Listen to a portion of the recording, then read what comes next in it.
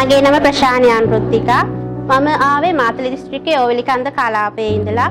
TBS international campus එක ගැන මම දැනුවත් උනේ මගේ ඕවැලිකන්ද කලාපයේ කලාප සහකාරතුමිය තමයි මට දුරකථන ඇමතුමකින් මේ ගැන දැනුවත් කරේ.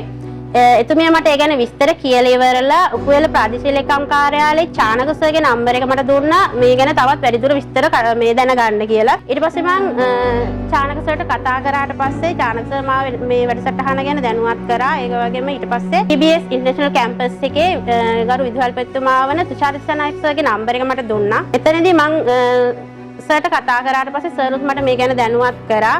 ඉතින් මේ වගේ වැඩසටහනක් ආවේ දැන් පවතින රජයත් එක්ක අස්වැසුම වැඩසටහන යටතේ තමයි මම මෙතෙන්ට සම්බන්ධ වුණේ. මට ඇත්තටම ගොඩාක් සතුටුයි. මේක මගේ ජීවිතේ වෙනස් කරගන්න මට ලැබුණු විශේෂ අවස්ථාවක් විදිහට මම හිතනවා.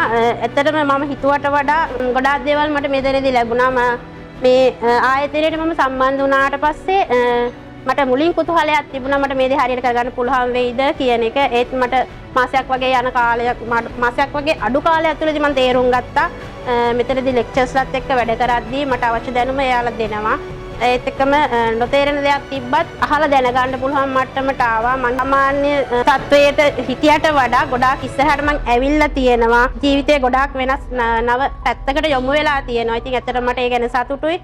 මට ගොඩක්ම සතුටුයි. ඒ වගේම ගොඩක් ස්තුතිවන්ත වෙනවා පවතින රජයටත් සමෘද්ධි අධ්‍යක්ෂතුමාටත් උකුවැල ප්‍රාදේශීය ලේකම් කාර්යාලය සහ ඕවැලිකන්ද කලාපයේ එම නිලධාරීතුමියටත් ඒ වගේම විශේෂයෙන්ම මට ජාත්‍යන්තර මට්ටමේ දැනුමක් ලබා දෙන TBS ඉන්ටර්නැෂනල් කැම්පස් එකට මම විශේෂයෙන් ස්තුතිවන්ත වෙනවා.